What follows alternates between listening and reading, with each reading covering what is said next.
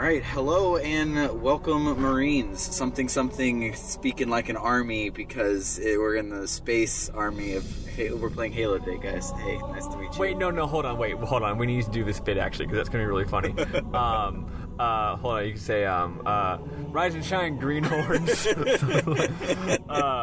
Rise and shine, panty wastes. It's time to, Rise and shine, panty wastes, and listen up. Today we're talking about Halo Combat Evolved, a game for real soldiers.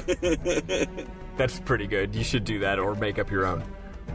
All right, and then say something you know that I can say. bit. Hoorah! As a response to. Listen up, Leathernecks. We're here to play some Halo today. Can I get a hoorah? Hoorah!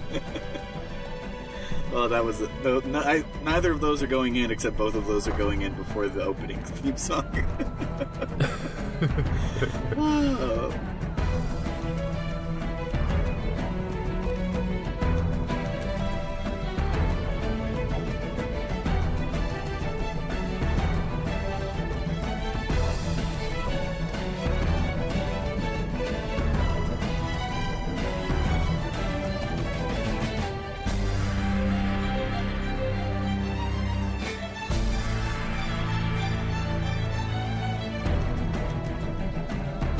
Welcome to RPG Book Club, the podcast where we play a little bit of a video game and talk about how it makes us feel. I am Sam Allman.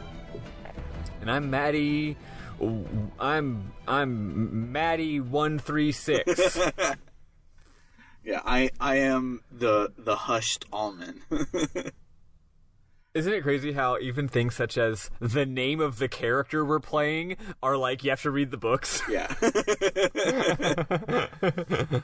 It's good. I love this fucking game, and I'm excited to talk with you people about it. This is our first ever Shortcast, which is a podcast where we play most of a non-RPG and talk about it over 1 or 2 episodes. Yeah, Shortcast referring to the number of episodes, not to the length of episodes. Yes.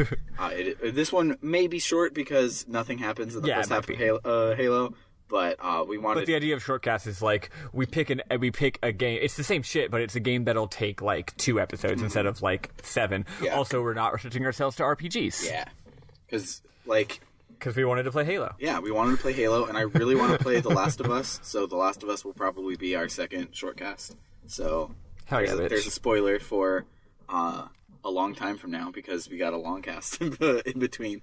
But, yeah. So, thanks to all of our Ko-Fi contributors. We launched this one when we raised our first $200 on Ko-Fi.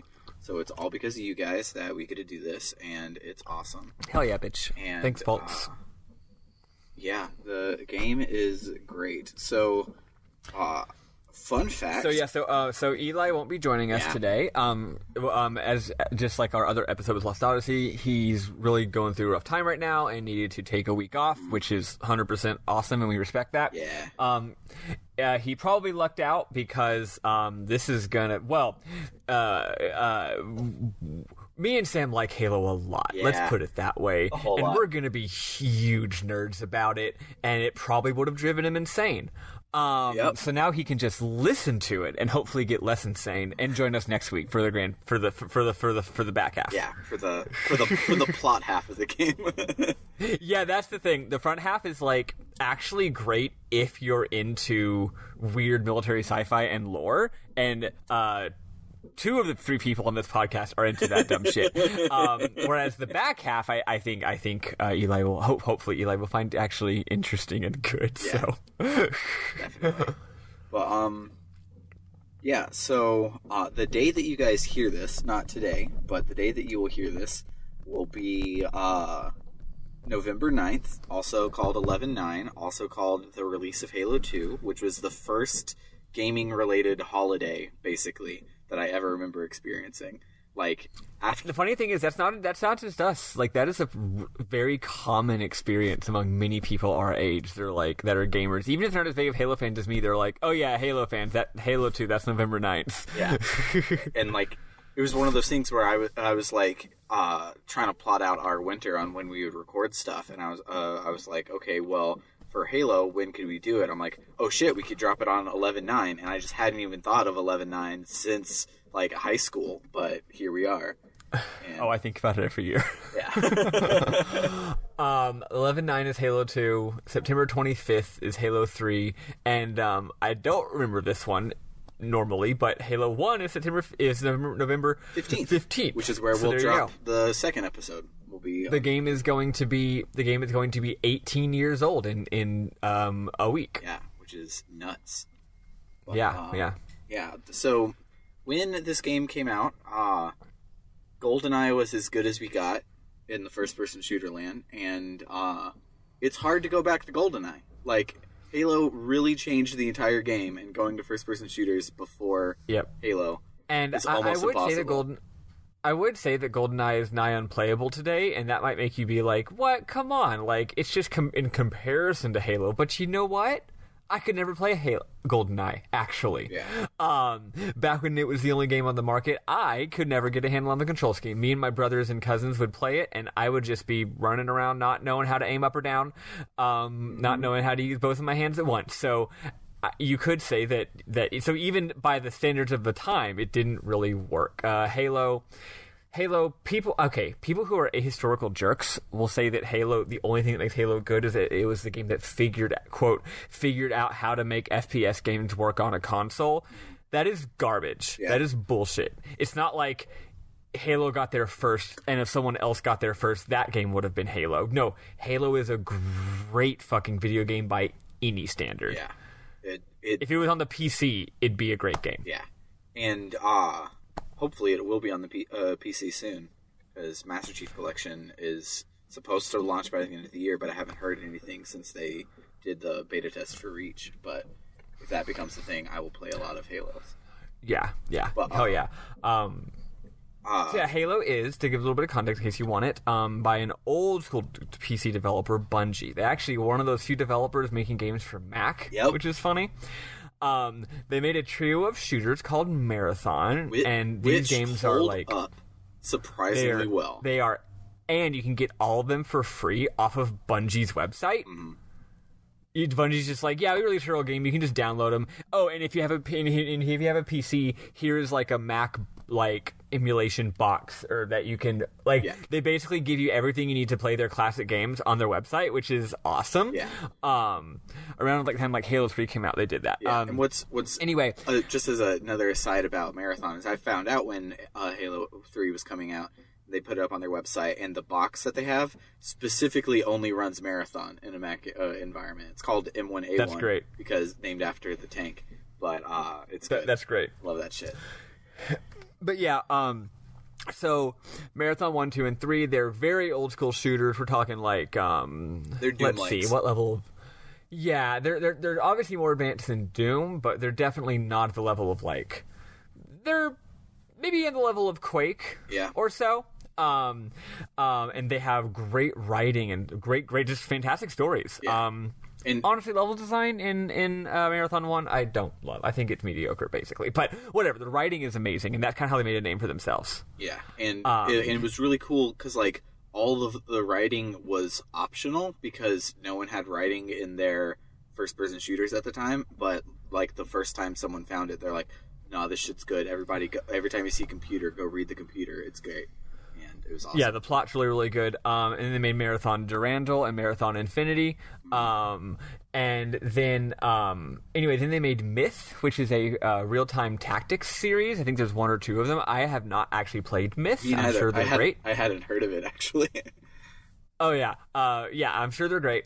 And then Halo was their big next game they were working on, their big magnum opus, and it went through many iterations. Yeah.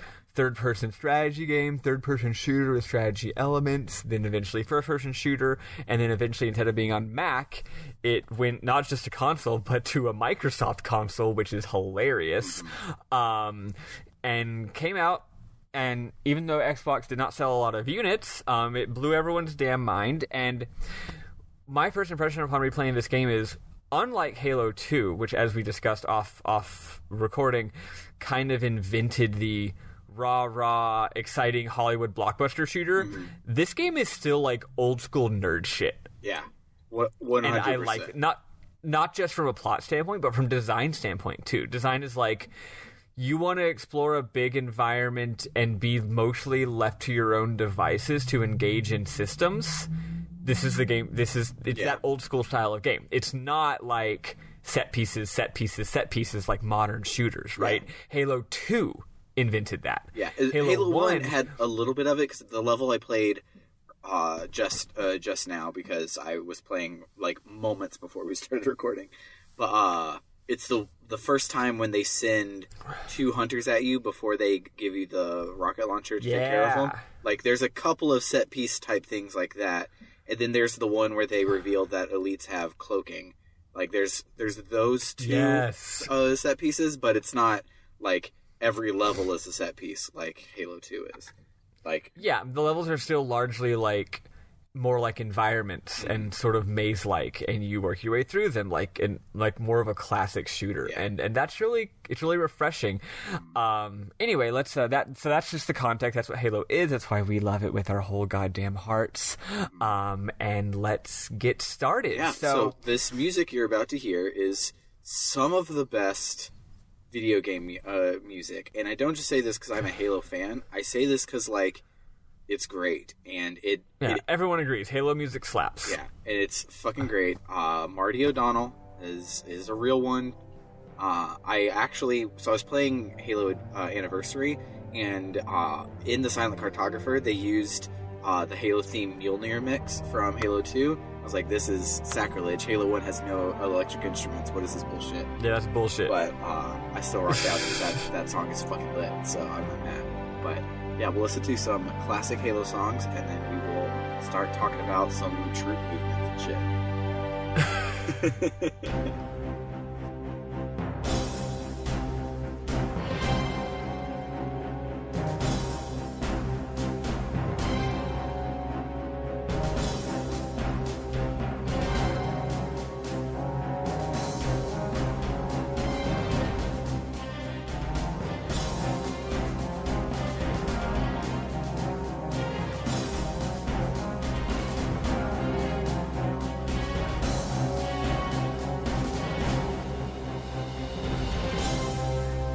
Take us away, Maddie. What starts this game? I forgot to write down the manual plot overview, so I'm gonna go grab it real fast. Oh yeah, yes. This game is definitely old school because that's one of its old school. Because the thing is, old school nerd shit, old school PC nerd shit.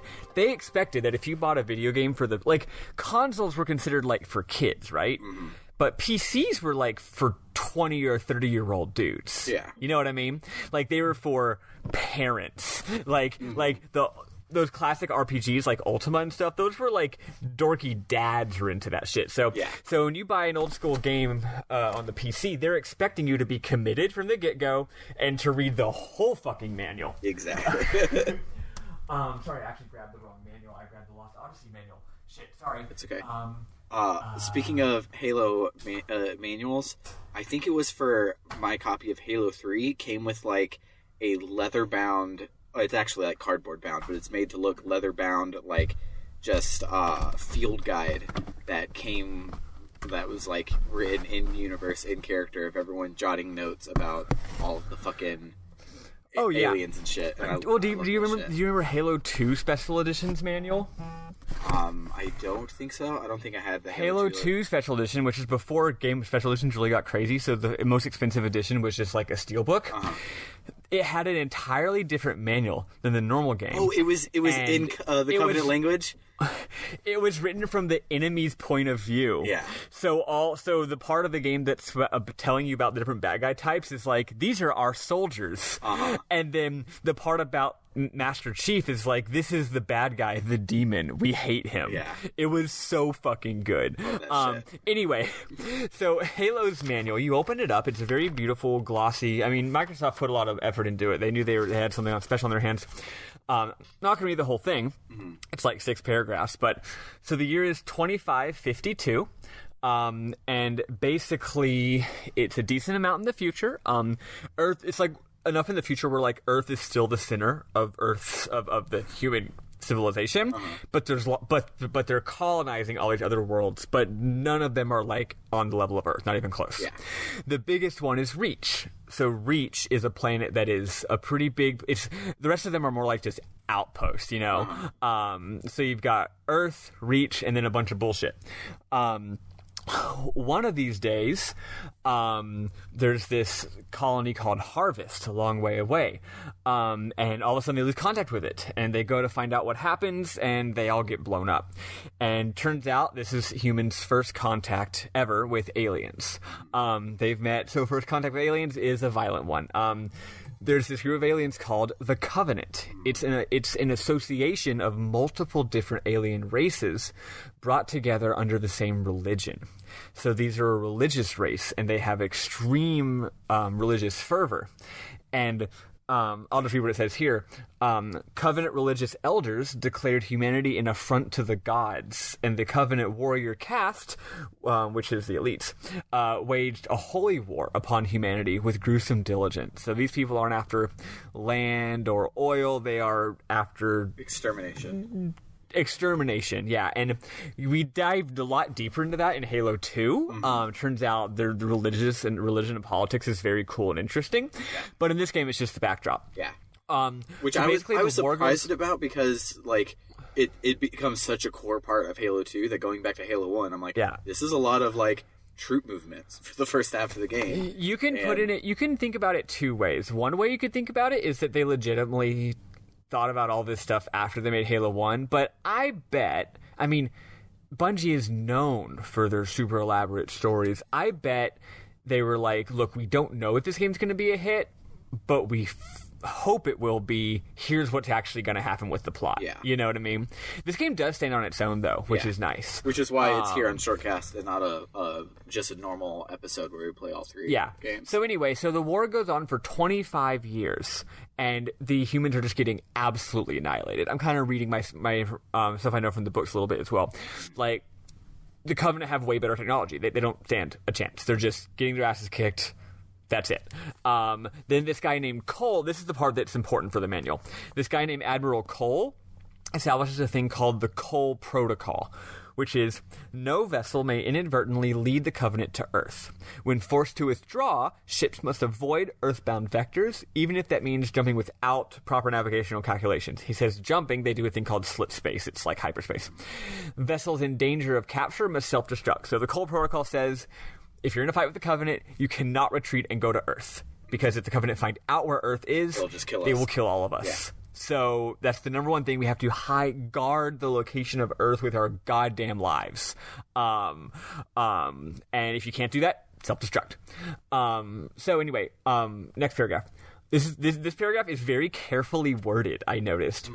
On Reach, a secret military project to create cyborg super soldiers takes on newfound importance. The soldiers of the Spartan 2 project rack up an impressive record against the Covenant in test deployments, but there are too few of them to turn the tide of the war. So basically, you play the hero, Master Chief Petty Officer John 117. If you just play this game, you just know him as the Master Chief. But he is a cyborg super soldier. He is, not only is he genetically enhanced, but he also wears an exoskeleton. And he's genetically enhanced, trained from childhood, and has a cyborg exoskeleton that makes him extremely powerful, called the Spartan Mark II, no, the Mjolnir Mark IV armor. And he's a Spartan 2, which is, he's the second of, there was previously a Spartan 1 program, you assume. But notice the wording. A secret military project to create cyborg super soldiers takes on newfound importance. Yeah, that word, newfound, is where they found how to write the plot for Halo 4. Yeah, so you might have thought that, the humans decided to create cyborg super soldiers to fight the Covenant. No. The cyborg super soldiers were already a thing. Yeah. They just... Which is fortunate. Yeah.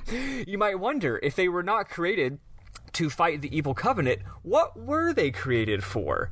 I won't tell you. Go play Halo 4 if you can figure it out. You'll have to go play the other Halo games and read the books. Yeah. I'll give you a hint. They weren't created for good reasons. Yeah. So it's really cool. This game... So here we already see one of the themes of the game, which is that the entire plot hinges on extremely ironic coincidences. this series traffics in dramatic irony a lot. Yeah. Or more like cosmic irony, right?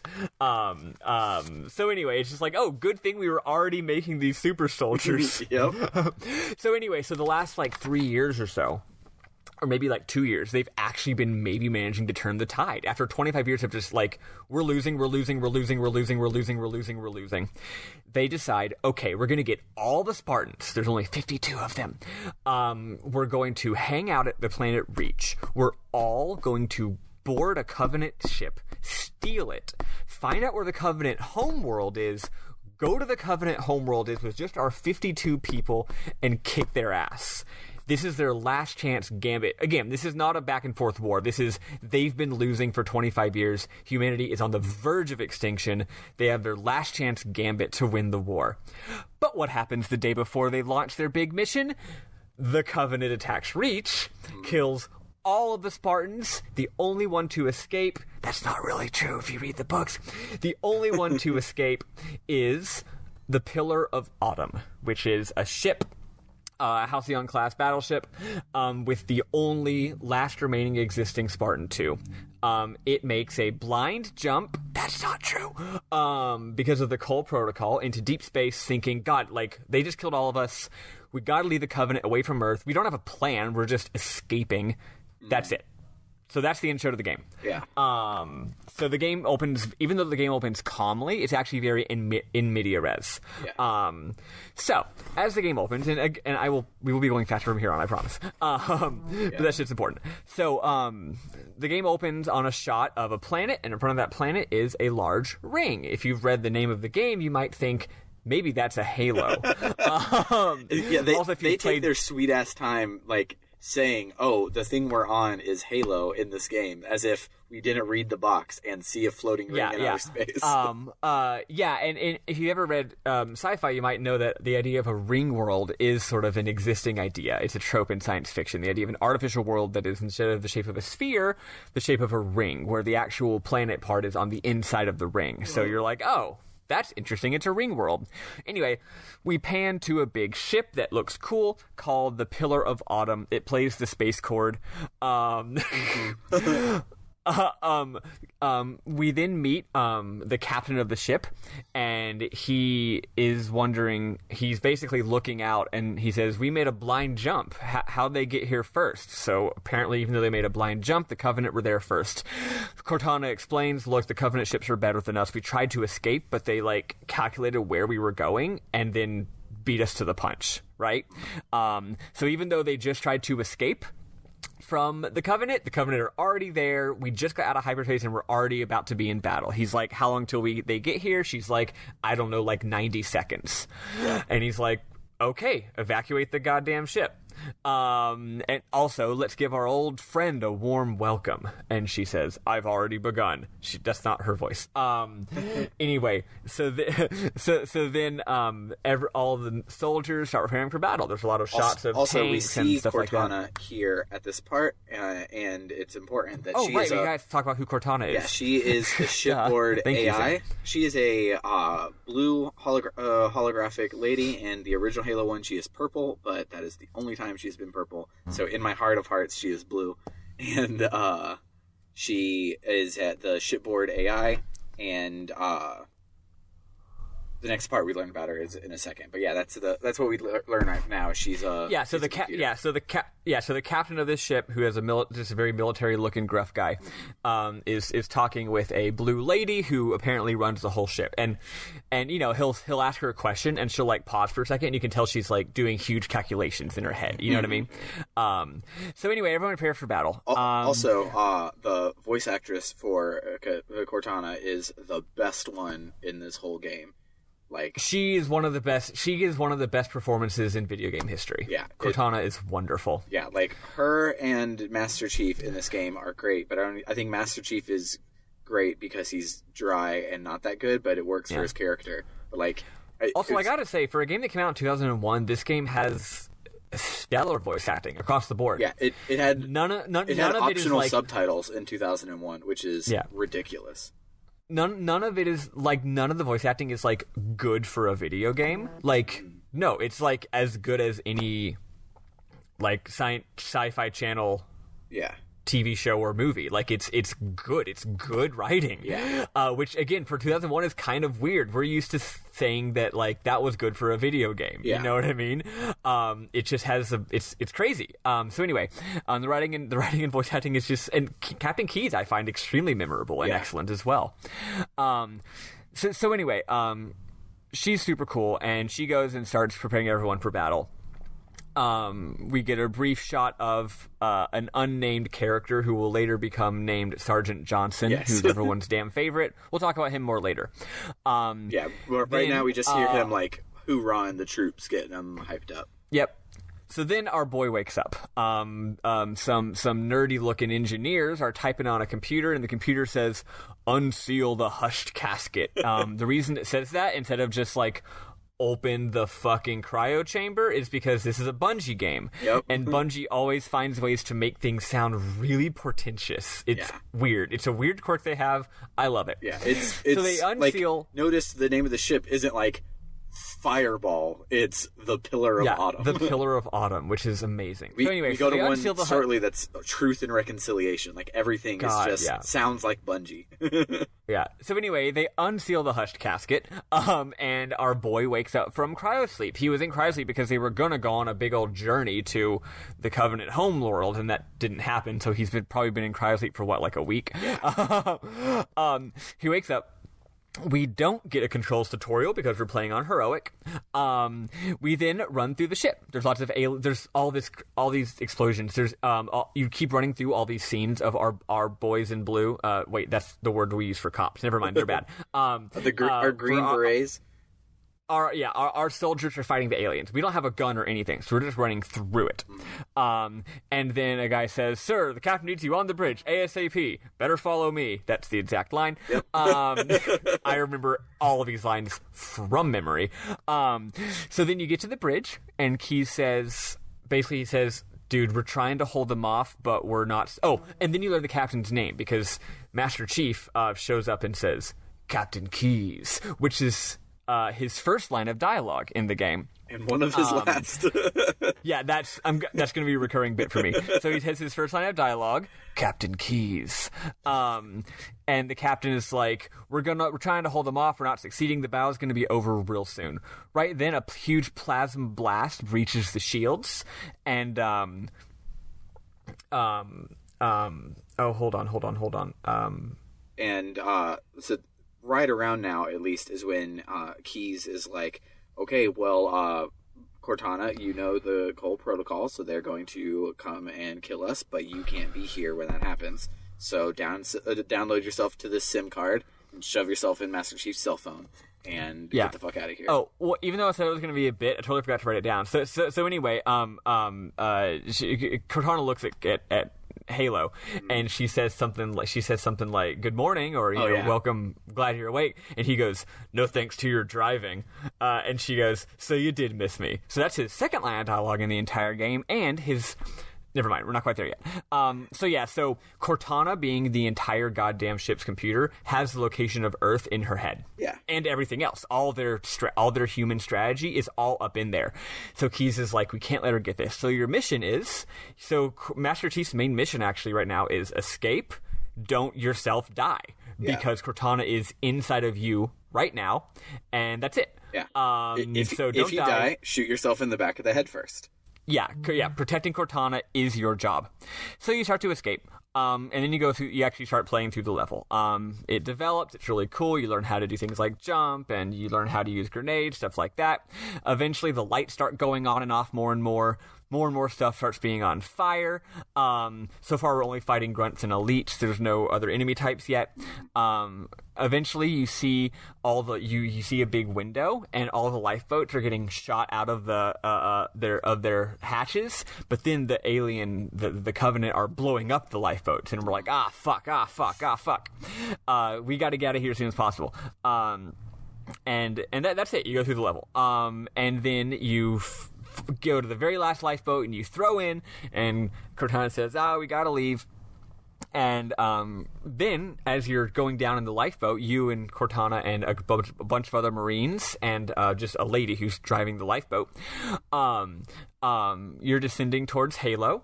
And you... Oh, yeah, also, earlier, Cortana was like, are you going to go down with your ship? And he goes, no, I'm going to try and land on it. So now you're out in space, and you see the Pillar of Autumn going down towards Halo, and Cortana realizes, oh god, Keyes has switched to manual piloting. He's trying to pilot this entire ship, by himself, not like with the aid of me, an advanced supercomputer. This is where you learn that Captain Keyes is a complete badass. I fucking love him so much. so he's trying to land the whole ship on Halo, and you're also going toward Halo in your own lifeboat. Yeah. And then she's like, are we going to make it? And he goes, we'll make it, which is his third line of dialogue in the game and his last line of dialogue for 4 levels. Our boy is very stoic. Yeah. So anyway, that's the first level, the Pillar of Autumn. Yeah. Level 2, called Halo. The first couple levels are just named after where they take place, which is kind of cool. Yeah. But they sound very dramatic and portentous because the names of locations are dramatic and portentous. So they made it. By they, I mean Cortana and the Chief. It was a bumpy landing. Everyone else died in the crash, which is sad. So you're in the middle of a huge sprawling level. This ain't the 90s anymore. Nope. Shooter levels aren't just a bunch of hallways. Now we can have these big environments. So you're in this like sort of Pacific Northwest style sort of forested area with these big tall trees and stuff like that and rock. It's really wonderful. There's some quiet music playing. It's very lonely because you're just there on this big place by yourself.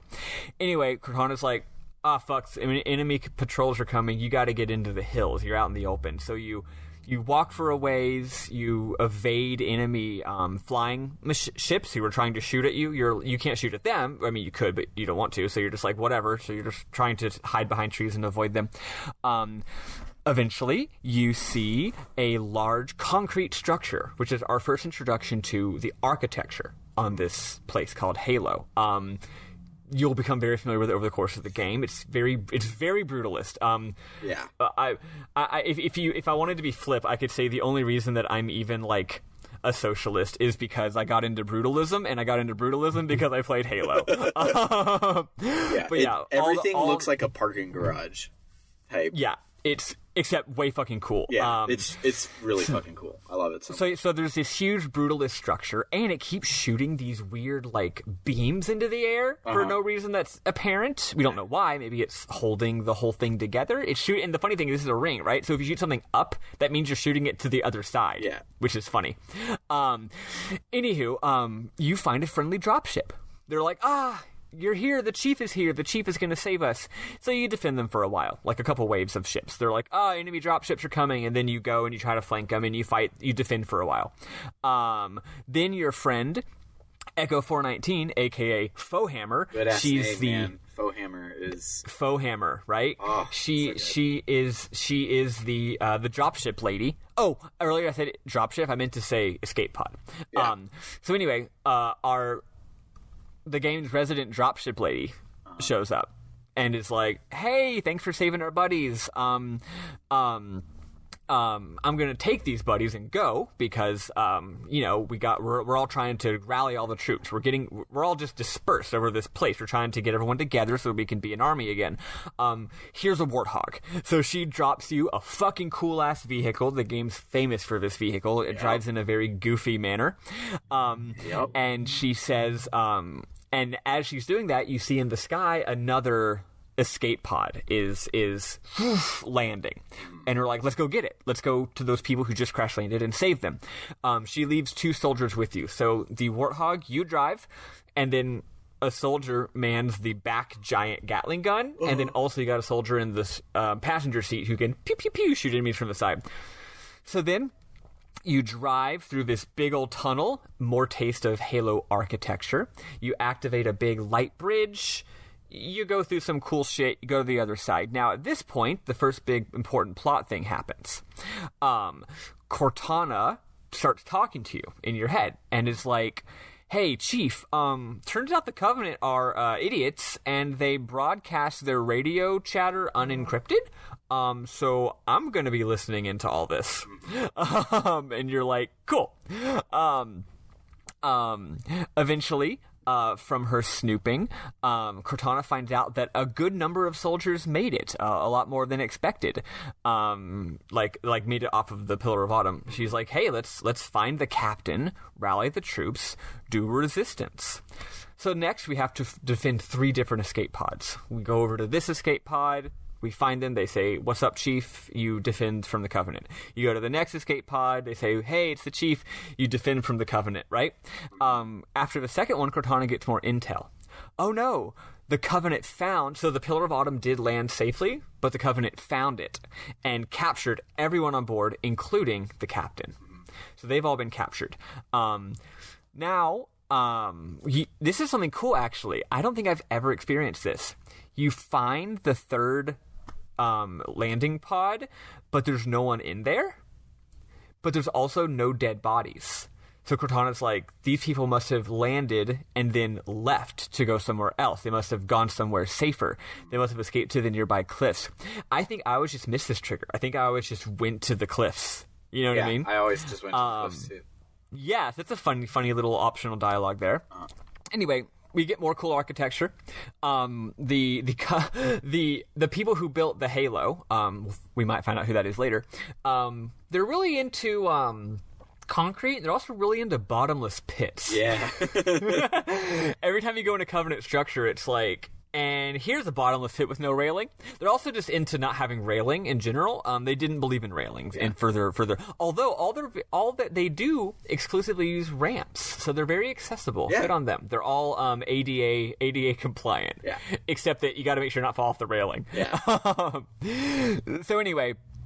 That's basically it. So you're defending the third group from enemies, and Cortana says, "Oh, I figured it out. The captain and his crew are all being held against a disabled ship. This ship is a Covenant ship, but it can't leave. It's like, it's on the planet. And the ship is called the Truth and Reconciliation, which is cool as fuck. Yeah. Human ships always sound like they're like from like poetry or something, and frankly Pillar of Autumn probably is from like Keats or something like that. Or they're like references to like history. Covenant ships always they're basically all religious sounding. Which is really cool. There's this sort of naming convention. So we all get on board the dropship and say, let's go save the captain. Yep. So that's that level. Next is the level. Oh, also, you keep saying dropship as if Pelican isn't the best name for the dropship ever. You're right. Yeah. So the dropship is called a Pelican, which is really cool. Yeah, this game is really weird about not telling you what things' names are, so I wasn't explaining it. But I'm sure that's in the manual. Yeah. They also have said Pelican because when Philhammer first shows up, she's like, Pelican coming in hot, dropping off Warthog or whatever the fuck. That's right. And Cortana will be like, Pelican inbound or whatever. Yeah. So we fly off to the Truth and Reconciliation. Now we get a cool nighttime mission. Yeah. Even though so the ship is in the air, it's like levitating a few hundred feet in the air. They're like, how do we get up there? She's like, well, there's a gravity lift that they use to transport things, so we're gonna go to the gravity lift and then go up there. Hitch a ride. So first we're in this canyon. It's nighttime. We have a sniper. Such nighttime mini sniping. It's very good. We have to be stealthy. I was a little sad because I was like, oh yeah, it's a sniping mission. And I was remembering the sniping mission in Halo 3, which is exquisite, and this one was just okay. It's like, it's still a good level, but it's like I was remembering the wrong game. I'm like, oh yeah, this fucking level is going to be lit, and it was just okay. But yeah, so we go through a bunch of little battlefields, and each one is stealthy, where this game doesn't have like stealth mechanics, but apparently in this game, enemies can't hear extremely loud gunshots. Yeah. Well, I think that they do kind of hear them. Their ears like perk up, but they don't know where it's coming from, right? So if you snipe an enemy, the smoke trails are only there in multiplayer. Yeah, the smoke trails are only there in multiplayer. So basically, they're like, Chief, you go forward, try to snipe the enemies, and the rest of the soldiers aren't going to fight until the enemies start to fight back. It's actually pretty fucking tough, even on heroic. So I would have to prioritize. Like, I used to be like, sniper bullets are like gold. They're very valuable. So I'm not going to waste them on grunts or jackals. I'm only going to use them on elites or grunts that are in turrets. But then I realized you have a shit ton of bullets. Yeah. Like over 100. So once I realized that, I was like, no, I'm just gonna snipe the grunts because otherwise they'll see me. You learn about a new enemy type here, the jackal.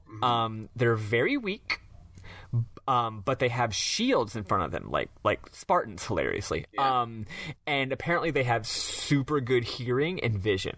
Yeah. So they're scouts. So if you see a jackal, you want to shoot them. They're a lot easier to shoot when you're not fighting them, when you're doing stealth, because if they know you're there, they'll put their shield up towards you. But if they're not, they might be walking away from you, etc. So you shoot jackals, you shoot grunts, you shoot elites in the head, etc., and you fight through these canyons. Eventually you get to the gravity lift and you fight many waves of enemies. The enemies are coming in dropships. The enemies are being sent down the gravity lift to fight against you. And then, in a dramatic moment, sort of the climax of this section of the game, you learn about the fourth and final enemy type, the hunters. Yep. Hunters are cool. Sham, you want to explain how cool hunters are? So hunters are Nullzilla from Reboot from back in the day, where it's a bunch of tiny worms that work together to be a big dude, and that big dude wears head to toe bulletproof armor, has a big ass shield and a big ass gun. They are practically invulnerable. The developer intended way to do it is when they as you basically run in close, they try to smash you with their shield. That will stretch out part of the armor where they'll have a weak spot, and then you can shoot them like that. At least on easy, you can just unload a needler at them, and the homing will find those spots for you, and you can blow them up. So I was sad it was so easy on easy, because traditionally a hunter shows up, whatever you were doing, you put it down because you got to take care of this guy because he's a big. So what's really cool about hunters is that this game had co-op, right? Hunters always show up in pairs. Mm-hmm. Well, hold on. So imagine there's only one hunter, right? Again, it's this big thing. Its main weak point is on its back. Yeah. It's on its back, around its waist, and so if you get behind it, you can shoot it dead. You still gotta shoot it a pretty good bit, although on some skill levels, like a single shot with a sniper or a pistol will down them. Yeah. But like with assault rifle, you gotta shoot them a bunch. Yeah. But so if it's just one, it makes sense, They try to attack you, you dodge around them, you shoot them in the back. Or if you're playing with two players, it makes sense. Your friend is the bait and fights them, aggroes them, to use that term, and then while your friend's fighting them, you go around behind and shoot them, right? Makes perfect sense. Here's the thing. They always show up in twos. Mm-hmm. In fact, the twos are a bonded pair. They're married. Yep. Which is really cute. Yeah. So anytime you find two, they're a bonded pair. So again, you've got this enemy that's perfectly designed for a 2-on-1 battle, but it's actually 2-on-2 battle. Yeah. So you're trying to bait and trap one of them while there's also another one. Yeah. But with single player, it's a lot tougher. But you also have your enemy, your friendly AI, your soldiers, who are actually pretty smart. The enemy AI is pretty smart in this. I have some memorable moments that completely disagree, but we'll get there. I used to always think that the buddy AI sucked. Whenever me and my friends would play this game, we'd be like, "Yeah, ignore your buddies; they're all going to be dead soon." This playthrough, I was having to rely on them. I was having to think about my buddies. I think combat-wise, they're okay, but just generic NPC AI, they don't got a goddamn intelligence point at all. It's bad. So, earlier, Warthog level, right? So, I go up to the one in the cliffs, and I drive up to the cliffs to, initiate that part of the cutscene so I can move on. And they dive out of the way, except out of the way is directly in front of me. And then they stand up and are just, walking around like it's nothing. And then they walk behind me and they fence me in on all four sides.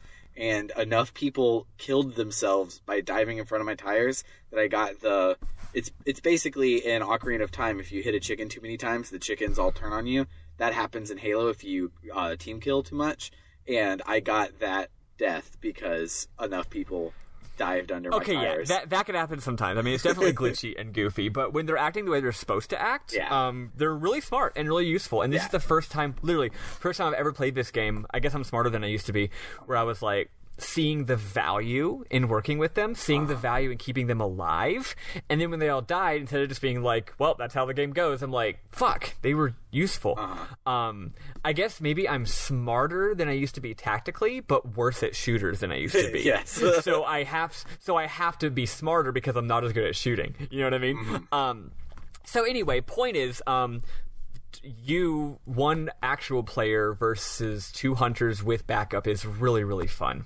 Yeah. So anyway, you beat the hunters and you go up the thing. And here there's a really cool little segment, a cool little set piece, like Sam was mentioning, where you're in sort of just like a cargo hold of this ship. And you're like, there's no one here. It's like, quiet. Cortana even is like, there's no life signs aboard. And she's like, like, did they just not guard their prisoners of war? Like, what the fuck's happening? Yeah, you're like, it's quiet, too quiet. And then the most New Jersey man in the world is like, hey, where the Covenant at? Hey, Chief, how come they ain't no enemies? And then one of the doors to the cargo hold opens, and nothing comes out. Except something did come out. This game has enemies that are invisible. Yep. It's a really cool little, it's almost like a little horror movie moment. You know what I mean? These invisible, they're invisible and they have a giant, there's two things that are new at the same time. Invisible and have a giant lightsaber. Yep. Which in this game are called energy swords. Yep. I love energy swords. In this game, you don't get to use them. In Halo 2, you do get to use them. And they're the best. So the funny thing is they're invisible, but their sword is not invisible. So you just see a giant floating energy sword. Yeah. Oh, one quick thing that is a neat little plot lore thing.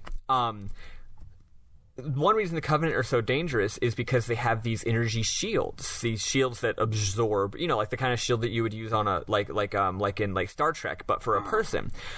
These energy shields really protect their users a whole lot, and all the elites, the lead bad guys, have energy shields.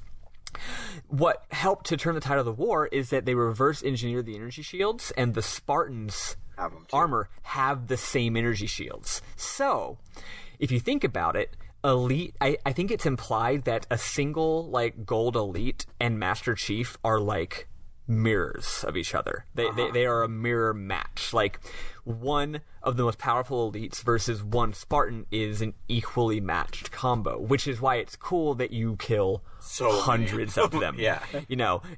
So anyway, the point is, though, because they don't, the energy shield lights up. It's like glowy. So invisible enemies don't have energy shields.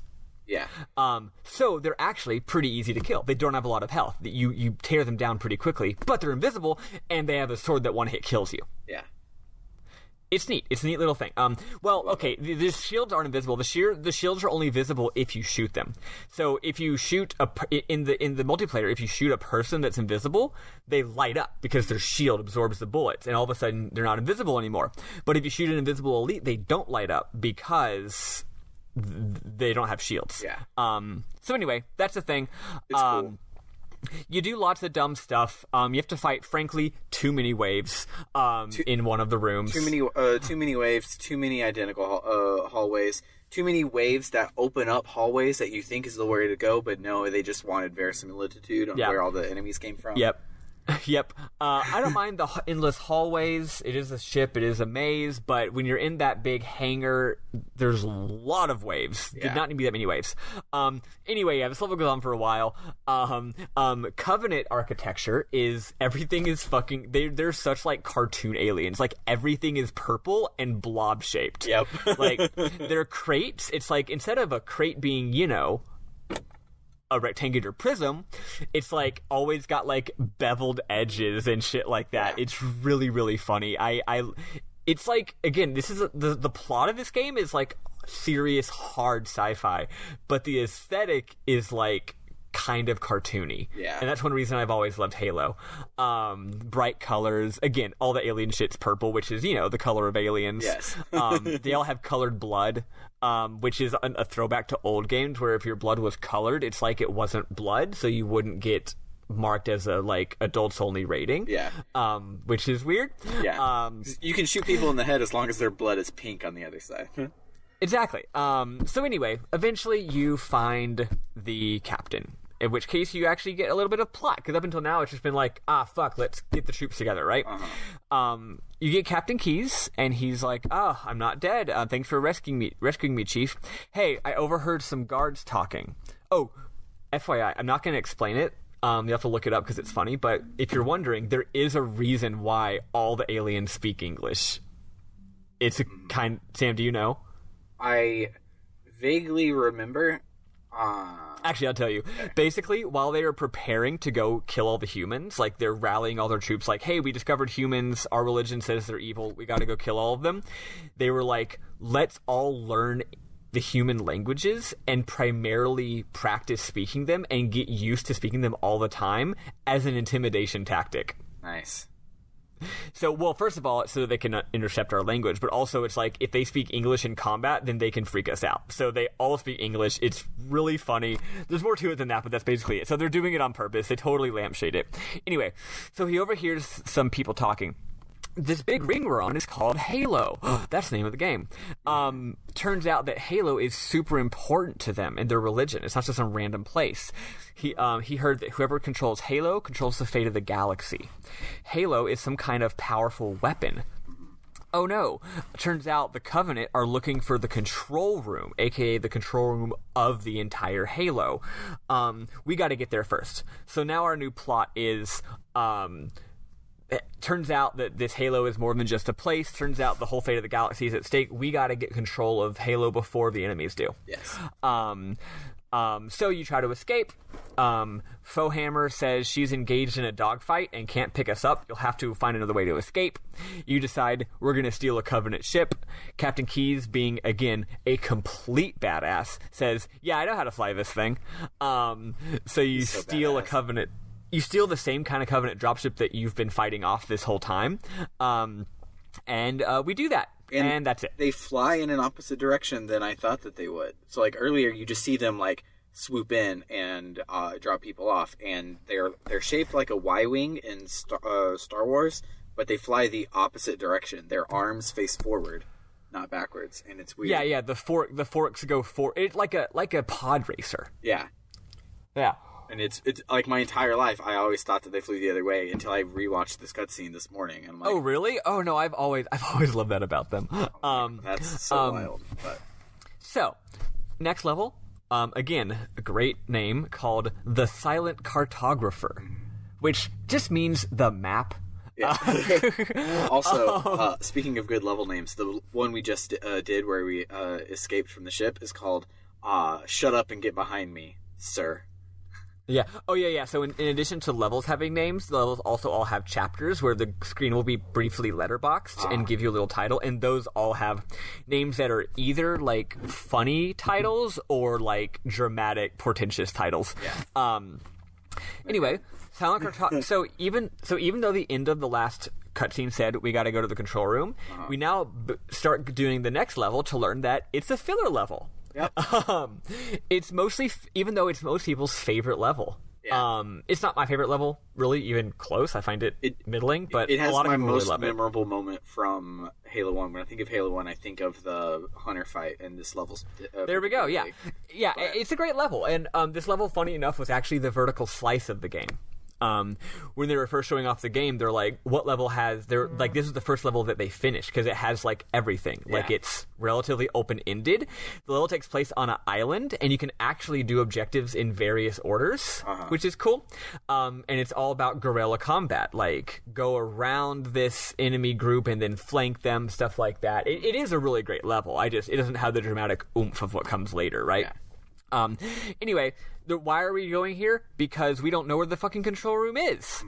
So first we gotta go to the Silent Cartographer, which is a map room. And if we can go to the map room, not only can we find out where the control room is, but we'll have a detailed map of the entire installation, which is, gonna help us do do army. There is a few little bit of plot things, because this game does have a little bit of a slow burn. Spoiler alert, the hook of this game hasn't happened yet. Yeah. This game is a really slow burn. I really love how they play their cards close to their chest. Like, we've mentioned reading the book for this game. We haven't named a drop of the book for this game, and won't until next episode, because the name of the book for this game is named after the plot twist that is the main hook of this game that has not happened yet halfway through the game. Yeah, it's very, very interesting how they keep their cards close to their chest. So anyway, so we're just doing plot. Meanwhile, Cortana says something like, or no, Keys says something over the intercom. Keys is like, hey, go get the silent cartographer, Chief. By the way, we're almost at the destination. We might lose signal. Mm-hmm. What is the destination? Is Keys on some other mission that they've talked about between cutscenes? Yes, he is. That's exactly what's going on. So Keys is doing something else, but we don't know what it is. The mission fucking slaps. Another drift of world building is that the Covenant seem to know weirdly a lot about how to use this totally alien technology.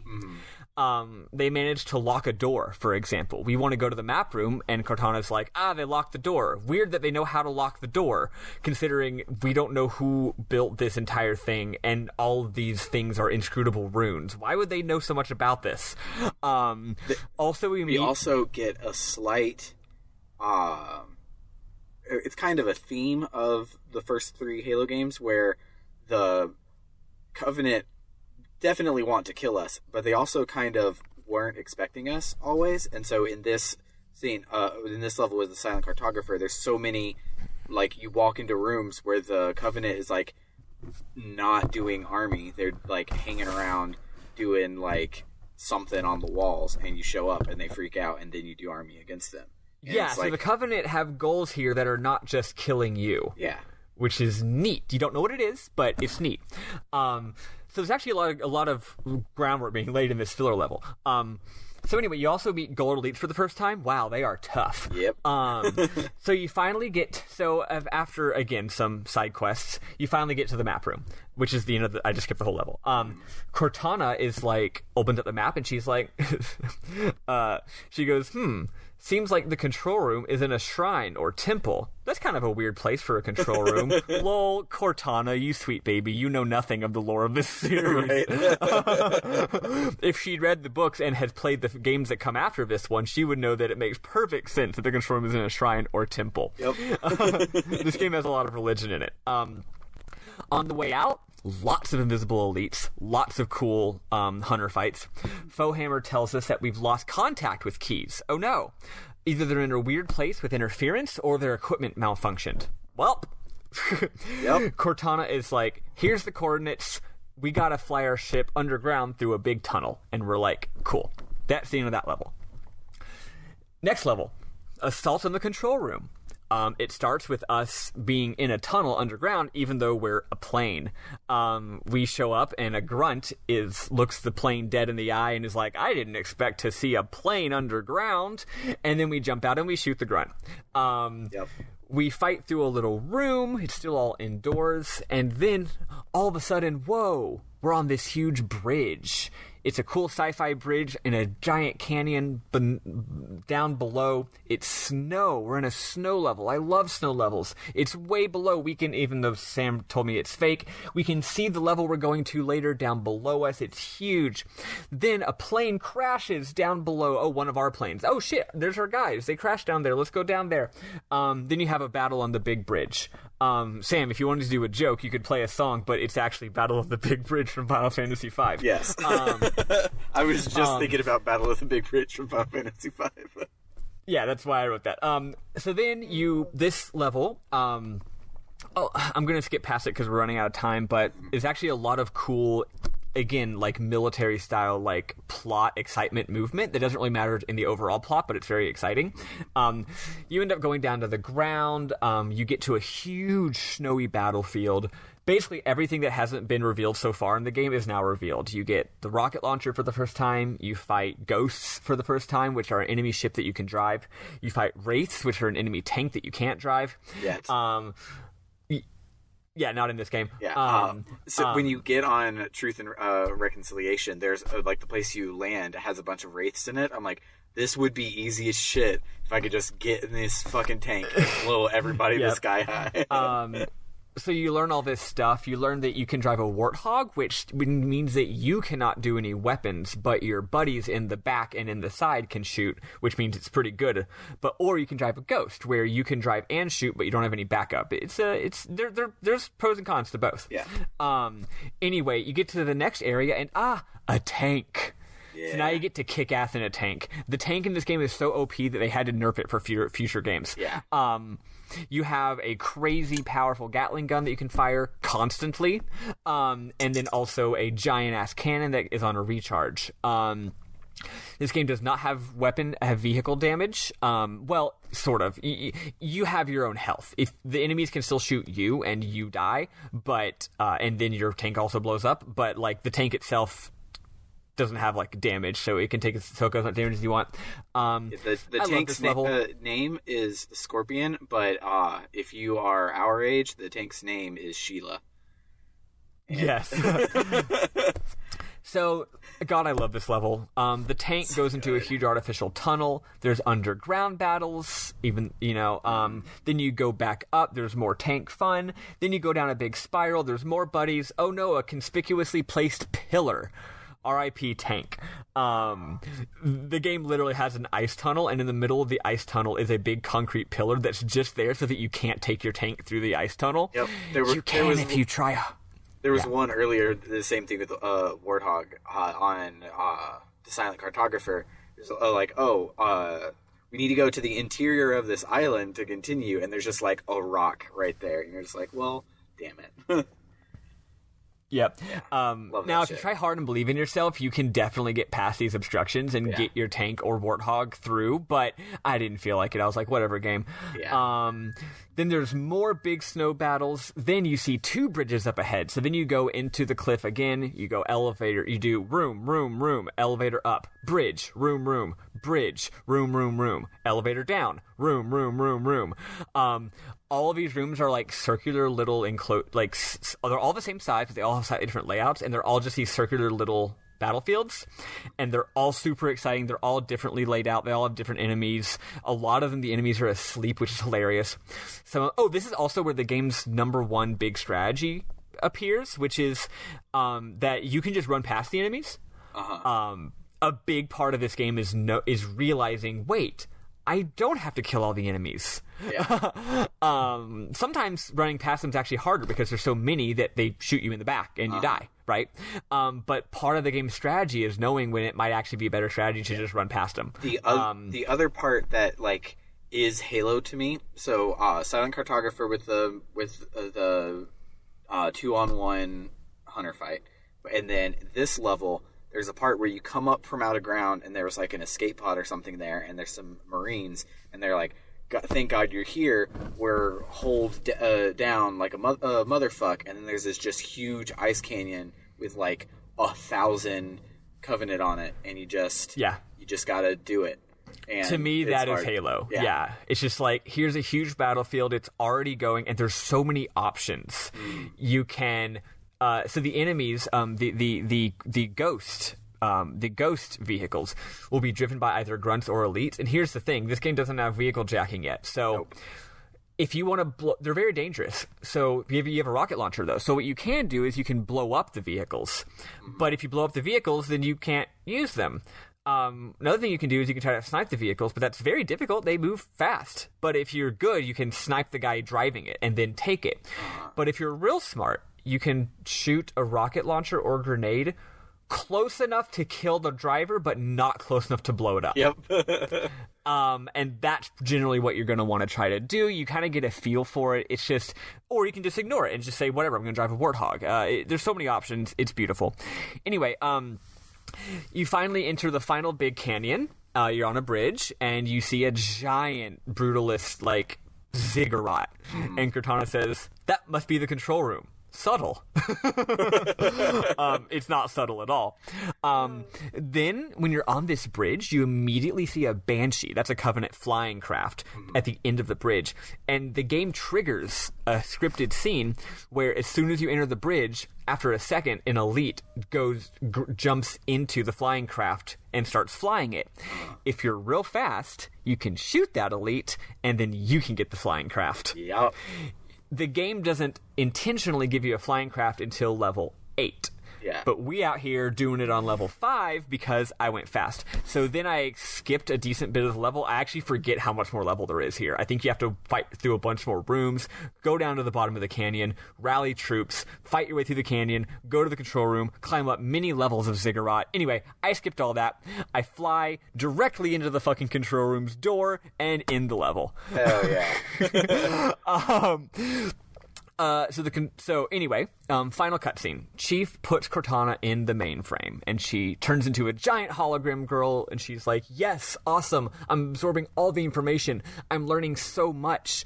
But then as she's learning stuff, she's like freaking out. So she's like, whoa, wait, what am I learning? What? Whoa. And Cortana and Chief, who speaks now for the first time in, again, 4 levels, he's like, whoa, slow down. I don't understand what you're saying.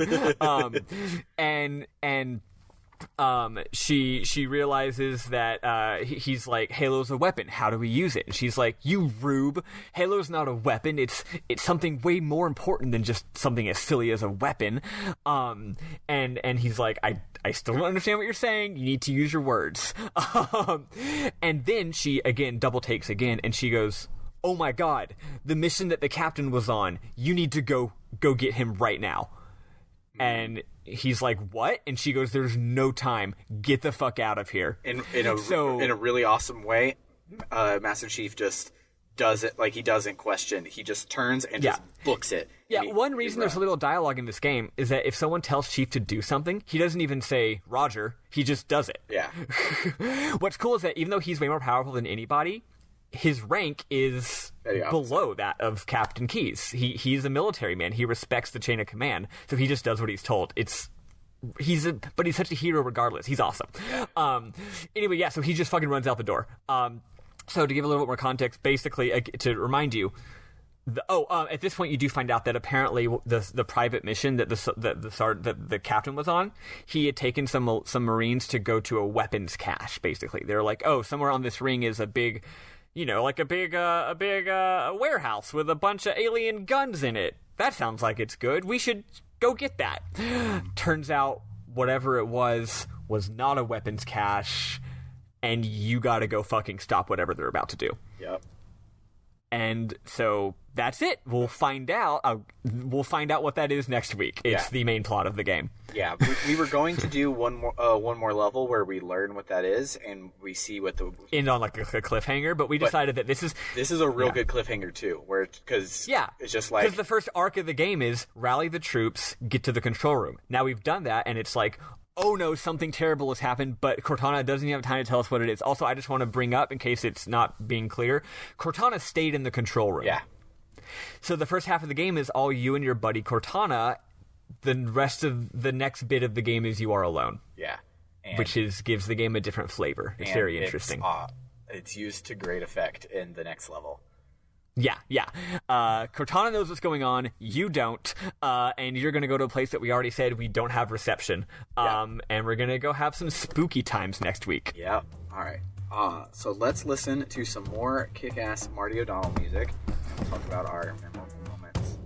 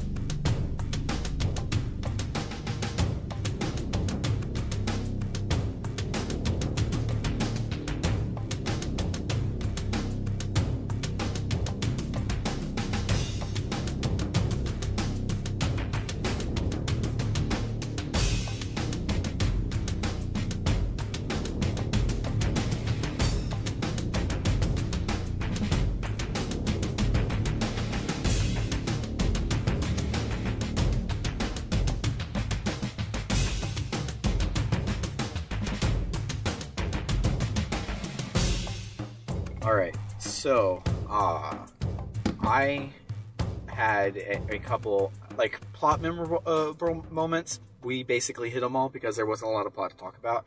But I had some Halo memorable moments. Yeah, I have very few, so you can take some time. Yeah, but so one that I had was in. It was in the Silent Cartographer, but it wasn't the main hunter fight. That big set piece that was like the hardest thing for me to conquer when I was a wee babby. I had a fully loaded Needler, and I took him down in 4 clips because that's all it takes. Hunters are like bullshit easy on easy with a Needler because homing and explosive and all that. When I was a kid, me and my friends would always joke that the Needler was like a terrible weapon. Like if you were playing on multiplayer and you killed someone with a Needler, it was seen as like disrespect, right?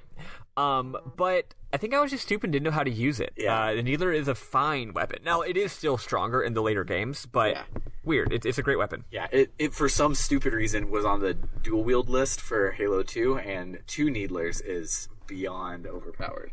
But yeah. So the Needler, since we haven't even talked about it, is an SMG sized machine gun that shoots big crystal bullets that stick out the top of it, and so it has the best reload animation in the whole series because it like porcupines out its needles on top, which is awesome. Also, when you melee someone with it, you're smacking them with the spiky needles. Yeah, which is so cool. Interestingly, it's the only Covenant weapon that fires projectiles and has ammo. Most Covenant weapons use energy batteries to fire lasers, and they even find human. They keep talking about how human projectile weapons are very crude and like caveman like an explosion makes a bullet go. How simple! But then they're like, oh no, they're really good at killing us. Turns out projectile weapons hurt. Yeah. Even though they're primitive. But yeah, so the Needler, the crystals, when you shoot them, they can bounce once before they blow up, and they also can home slightly. And if enough of them stick into your opponent, the crystals overcharge and explode and do explosive They all explode damage. at once, so they all attach, and then they all go poof. Yeah. If you don't get enough to make the explosion happen, it's not a very good weapon. Yeah. But if you have enough time to unload like a whole fucking clip, like they're dead. Yeah, it's fucking great. But so I did that first one with the full clip, and I'm like, man, easy is so easy. I'm not even afraid of hunters whatsoever. I'm just gonna go in, and everything will be great.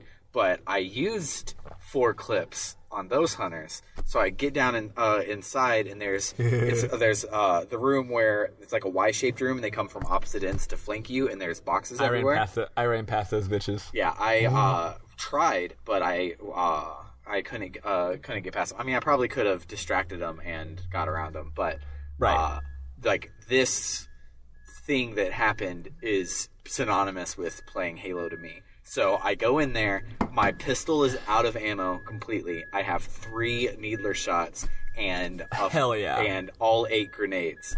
So I have I had 13 because I had enough for 1 clip and then 3. And so I did my first clip into the first hunter, then stickied him and jumped immediately to get behind a crate so that he wouldn't blow up on me. Because the plasma grenades that the Covenant use are sticky and they'll stick to the target. And they have a long fuse. Yeah. So after you stick it to the enemy, they've got like 5 whole seconds to run up in your face and kill you too. Yeah, and that happened a lot. Like it took me like 7 tries to like John Wick out. How do I do this with only 13 Needler shots and 4 grenades? And it was awesome. Finally, eventually taking them down. And those are the sort of things that I think are important on why Halo became a phenomenon, because that would happen in the campaign. You bring your friends over to play multiplayer. That happens constantly in the multiplayer. I think Rooster Teeth still to this day has a Halo screenshot of the week where people just submit the crazy shit that happened while they were playing Halo. This game has a very different design philosophy. Most shooters previously, like look at Half-Life for example, had it like most of those old shooters, you have however many guns, you have all your guns at once. So you use your hotkeys on your computer. 1 to switch to the pistol, 2 to switch to the machine gun, 3 to use the shotgun, 4 to use the rocket launcher. And also generally grenade is a type of weapon. This game is unique in 2 main ways. 1, you can only hold 2 guns at once. Yeah. So it's a constant strategic decision. Do I want 2 weapons that are both general purpose, like a pistol and an assault rifle, that are both very useful all the time and have lots of ammo? Or, there's a rocket launcher. If I replace my assault rifle with the rocket launcher, that's very handy. But then once that rocket launcher is out of ammo, then all I have is a pistol. Shit. So what if I get a rocket launcher and a sniper? That is 2 specialized, special limited purpose weapons. I have no general weapon. I did like half of Assault on the Control Room with a sniper and a rocket launcher. Yeah. It was very gratifying. Anyway, the other thing is that weapon is right trigger, grenade is left trigger, and melee attack is B. Usually it used to be that melee attack was also a weapon. Like in Half-Life, crowbar is one of your weapons. So you have access to all 3 of these things at the same time. Those are I think the 2 main innovations of this game's control scheme and this game's basic mechanics. Yeah, and it allows for these broad improvisational battles. That also brings up when Halo came out, Xbox Live didn't exist. When you played Halo with your friends, all of you brought your Xbox boxes and you plugged them up into a router together to play over LAN like a goddamn you could play game. online by tricking your Xbox into thinking it was doing System Link, but really it was doing the internet. Yeah, and so you would. I just meant in person. I never even tricked you to go online. Yeah, you could do that. There were rooms. Nice, but so everybody would show up together to have a Halo party. Like, a Halo party means something to me because it's what happened back in the day. And so with at Halo parties, everybody's chosen control scheme kind of became like their part of your identity. And so for me, melee is not on B. Melee is on left trigger because I run up, get in your face, and I punch you. And so for me, I'm constantly punching way more than I'm using grenades. And so grenades, at least on Anniversary, I put to a bumper because it uses the Halo Reach controls. But yeah, it's way different, and I love it. And so you saying that just reminded me of that whole thing where it's like, oh yeah, you would hate to, like, it's okay if you pick up somebody's controller and they play Boxer, you get used to it pretty quickly, but not if they fucking play Southpaw. Like, people who play Southpaw are broken. Yeah, like, what the fuck is wrong with you? You should go to jail. I don't believe in jail, except for people who play Southpaw. So one of my memorable moments is, I really, also a gameplay thing, I love how they introduced the sniper in level 2 as a relatively optional thing. On some of these whole, like, you gotta defend the escape pod thing. Sometimes it's like, look, here's a sniper by the escape pod. You can use this and hole up in the big plateau thingies and snipe some enemies. You don't have to, though. You can also just get up in their face. So they introduce the sniper and then let you play around with it if you want. And then level 3 is the big sniping mission. That's just smart. It's just smart design. The smart Silent Cartographer is the first appearance of the rocket launcher, which then becomes important when you're facing Banshees. And it's great. They do that very well. Wait, there's a rocket launcher in Silent Cartographer? Oh, you must have missed that whole side quest, for lack of a better term. You mean the other prison room? No. The crashed Pelican on the backside of the island. Oh, sorry. You were saying Silent Cartographer, and I was saying Truth and Reconciliation. Yeah, no, totally. I got that. Yeah, okay. I was It was a big old deal with a crashed Pelican. Yeah, there's a crashed Pelican that you can go to or not go to, and it's got some heavy weapon. It's funny, though. Cortana is like, let's get all the heavy weapons that are inside. But this game has one heavy weapon. It's the rocket launcher. Yep. Because they haven't made more weapon types yet. Yep. It's cute. Also, I said that every single element of the game is now in place, except for the big twist. There is one left, one weapon that has not been introduced.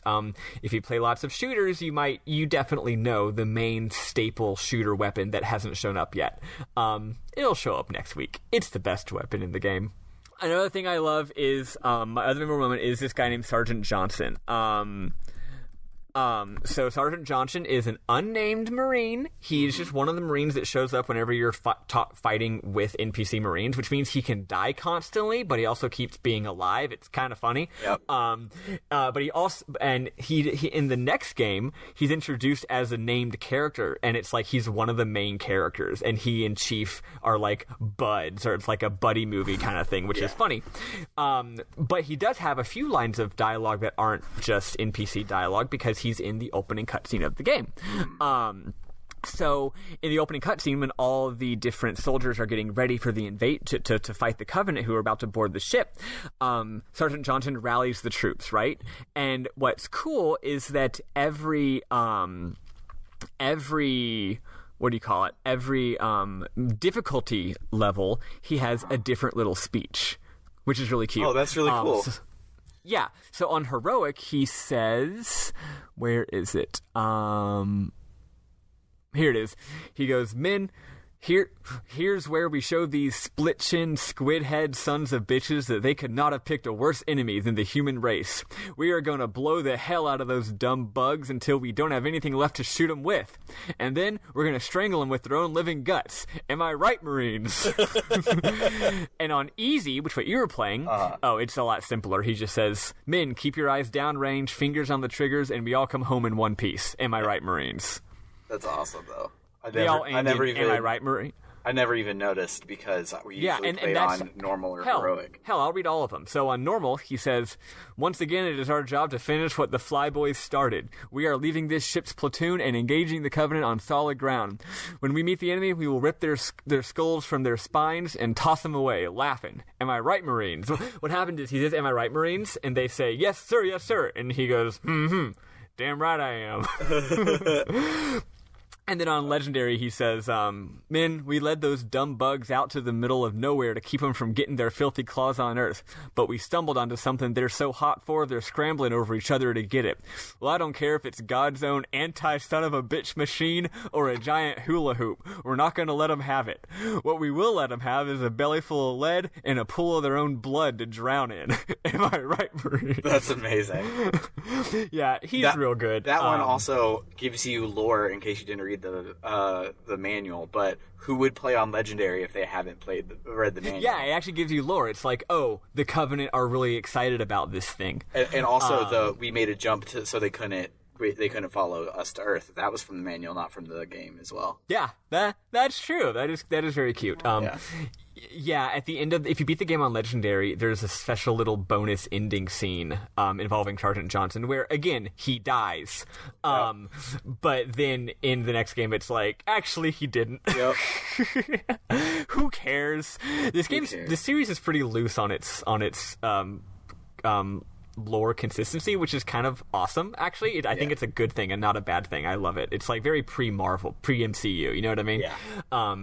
Anyway, that's it for Halo. Do you have any more memorable moments? No, I don't think so. I just think that Master Chief and Cortana are my mom and dad, and I love them. Yeah. And I'm so happy that they're not dysfunctional yet. Yep. Even though this is from the books. So here's the thing. 2 Halo books came out before Halo 2 was even announced.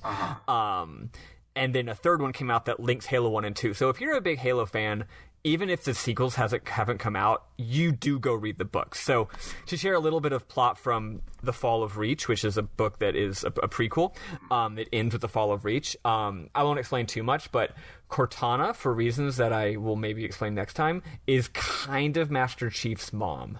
Yeah. So they have a very special relationship. And it's said explicitly so in Halo 4. So if you're like in Halo 4 at the very beginning. Yeah, a lot of the subtext of the series becomes text later. Yeah.